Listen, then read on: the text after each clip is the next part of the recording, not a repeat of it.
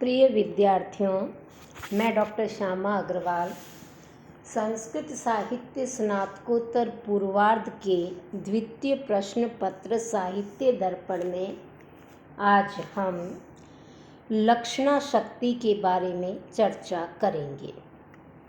मुख्यार्थस्य इतर आक्षेपो वाक्यार्थेऽन्वय सिद्धये स्यादात्मनोऽप्यो उपादानाद् एषो उपादान लक्षणा।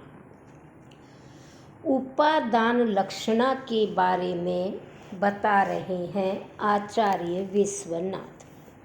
वो कहते हैं, वाक्यार्थे अन्वय सिद्धये, वाक्य के अंदर विद्यमान अन्वय की सिद्धि के लिए जिस शब्द शक्ति के द्वारा इतर अर्थ आक्षेपों मुख्यार्थ से भिन्न एक अन्य अर्थ का आक्षेप किया जाता है, परंतु आत्मनो अपि उपादानात्, आत्मन आया है मुख्यार्थ के लिए, मुख्यार्थ का स्वयं का भी उपादानात् ग्रहण होने के कारण एषो उपादान लक्षणा स्यात्, यह उपादान लक्षणा कहलाती है। उपादान लक्षणा, इसका नाम सार्थक करने के लिए दो प्रकार से निरुक्ति की जा सकती है। प्रथम निरुक्ति है मुख्यार्थ विषयिणी प्रतीति रूपादानम तद्हेतुर्लक्षणा उपादान लक्षणा। दूसरी, उपादीयते स्वार्थो गृह्यते अनेनेत्युपादानां तन्नामनी लक्षणा उपादान लक्षणा।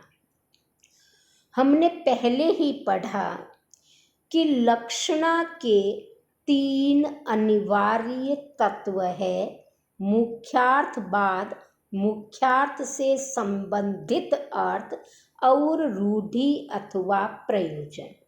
अब ये जो रूढ़ि और प्रयोजन है, इसमें हम उपादान लक्षणा को घटित करते हैं, क्योंकि उपादान लक्षणा रूढ़ि में भी होती है और प्रयोजनवती में भी होती है। क्योंकि उपादान लक्षणा से तात्पर्य है कि वाक्यार्थ के द्वारा वाक्यार्थ के अंदर विद्यमान अन्वय की सिद्धि के लिए जिसके द्वारा अन्यार्थ का आक्षेप किया जाए, परंतु अन्यार्थ के साथ साथ स्वयं मुख्यार्थ का भी उपादान हो। यहाँ उपादान से मतलब है ग्रहण। मुख्यार्थ अपना अस्तित्व छोड़े ना।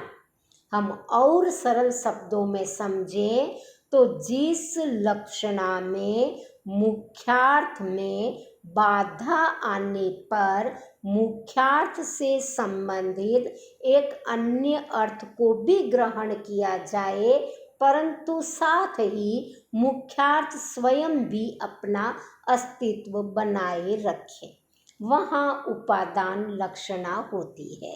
अन्यार्थ होगा लेकिन मुख्यार्थ का स्वयं का भी वहाँ पर विद्यमानता होगी, ग्रहण होगा, वो होती है उपादान लक्षणा। उदाहरणों से हम समझें।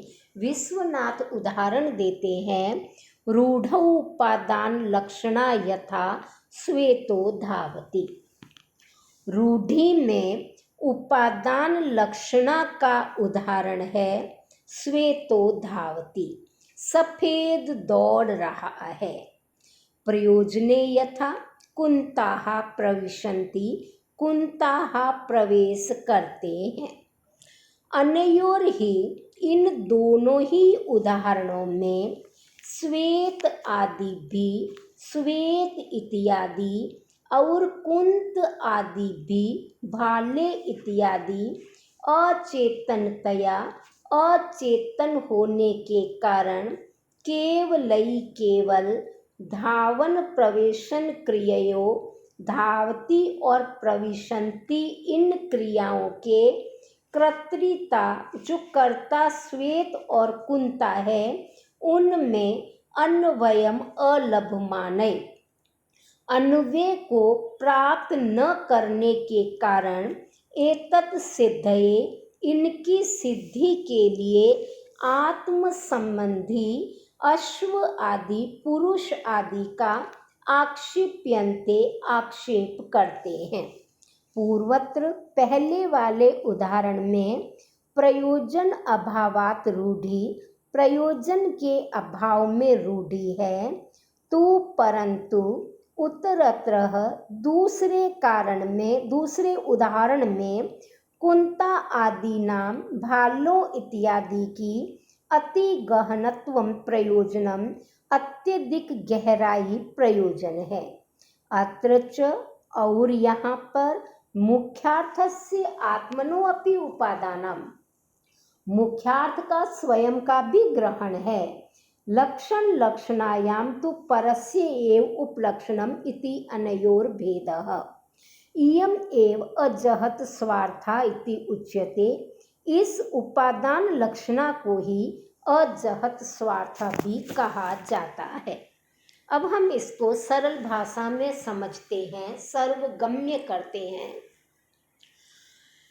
आचार्य विश्वनाथ कहते हैं कि रूढ़ि उपादान लक्षणा का उदाहरण है श्वेतो धावती।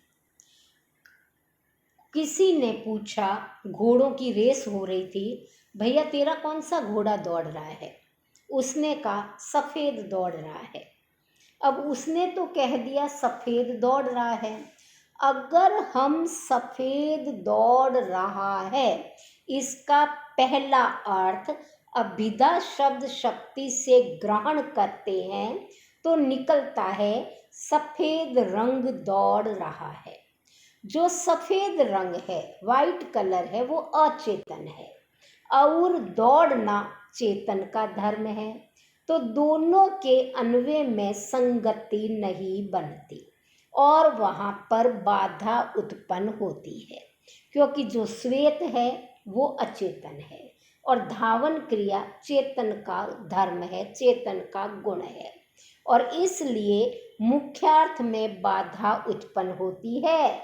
और एक नियम हमें और समझना है कि किसी भी वाक्य में शब्द शक्ति एक ही बार अर्थ देती है और वो विराम हो जाती है, वो वहाँ नष्ट हो जाती है, समाप्त हो जाती है। हम ऐसा नहीं कर सकते कि एक ही वाक्य में हम अभिधा का पहला अर्थ ले लें, फिर अभिधा से ही दूसरा अर्थ ले लें, फिर अभिधा से ही तीसरा ले लें। ऐसा नहीं होता। अभिधा ने अपना अर्थ दिया और वो उस वाक्य में समाप्त हो गई। अब उस वाक्य के मुख्यार्थ में अगर बाधा आ रही है या किसी और अन्य अर्थ की प्रतीति हो रही है तो आपको अन्य शब्द शक्तियों की कल्पना करनी ही पड़ेगी, चाहे वो अस्वाभाविक है, आरोपित है, लक्षणा है या व्यंजना आगे हम पढ़ेंगे वो है। आपको अन्य शब्द शक्ति की कल्पना करनी पड़ेगी और इसीलिए हम यहाँ पर मुख्यार्थ में बाधा आने पर मुख्यार्थ से ही संबंधित एक अन्य अर्थ लेते हैं कि सफ़ेद रंग का घोड़ा दौड़ रहा है। मुख्यार्थ सही हो जाता है, मुख्यार्थ की बाधा समाप्त हो जाती है। अब यह अर्थ दिया लक्षणा ने। अब इसमें कोई प्रयोजन तो है नहीं, ये रूढ़ि है, परंपरा है, हम ऐसा ही बोलते आ रहे हैं कि भाई कौन जा रहा है कि एक्स जा रहा है, कौन दौड़ रहा है, सफ़ेद दौड़ रहा है। तो यहाँ पर रूढ़ि लक्षणा है। अब रूढ़ि लक्षणा के साथ यहाँ उपादान लक्षणा है, क्योंकि सफ़ेद रंग तो दिया सफ़ेद रंग दिया अभिधा ने और घोड़ा अर्थ दिया लक्षणा ने, लेकिन जो सफ़ेद रंग है उसने अपने से संबंधित घोड़े का आक्षेप करने पर भी अपने आप को बनाए रखा। सफ़ेद रंग का अस्तित्व समाप्त नहीं हुआ, घोड़ा दौड़ रहा है पर सफेद रंग वाला दौड़ रहा है, यानी जो मुख्यार्थ था सफेद दौड़ रहा है वो तो है ही, उसका उपादान है ही, वह ग्रहण हो रहा है, लेकिन उस सफेद ने अपने से संबंधित अश्व को भी ग्रहण कर लिया, उस अश्व का आक्षेप कर लिया। आक्षेप करने के कारण यहाँ लक्षणा हुई और सफेद रंग का अपना अस्तित्व बना रहने के कारण यहाँ पर उपादान लक्षणा हुई और रूढ़ि होने के कारण ये रूढ़ि हुई। तो इस प्रकार इस उदाहरण में रूढ़ि उपादान लक्षणा घटित होती है। अगला उदाहरण वो देते हैं प्रयोजनवती लक्षणा का। प्रयोजन का अर्थ होता है व्यंग्य। अगला उदाहरण उन्होंने दिया कुंताः प्रविशन्ति, भाले प्रवेश कर रहे हैं। कुछ लोगों की भीड़ दौड़ती हुई जा रही थी। एक बंदे ने पूछा, भाई तुम लोग भाग क्यों रहे हो? तो उसने कहा तुम भी भागो। कि क्यों? क्योंकि भाले प्रवेश कर रहे हैं, तलवारें प्रवेश कर रही हैं, लाठियां प्रवेश कर रही है, बर्छियां प्रवेश कर रही है, कोई भी उदाहरण हो सकता है। अब फिर वही भाले अचेतन है और प्रवेश करना चेतन का धर्म है।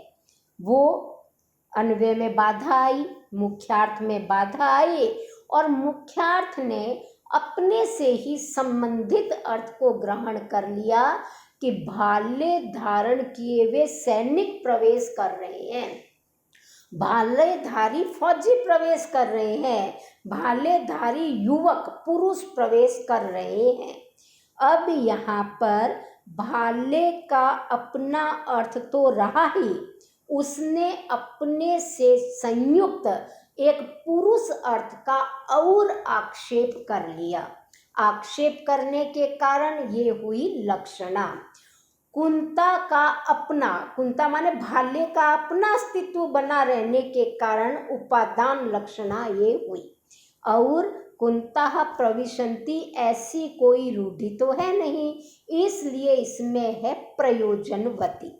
तो ये बना प्रयोजन उपादान लक्षणा का उदाहरण।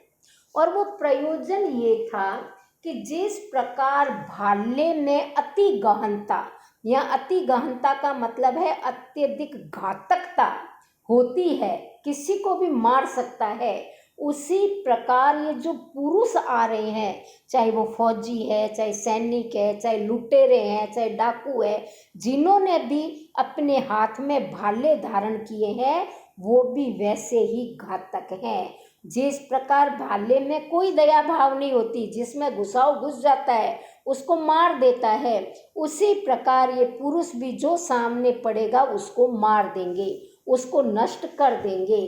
तो ये भी भालों के समान ही घातक है, निर्मम है, निष्ठुर है, इनसे बचना है तो भागिए।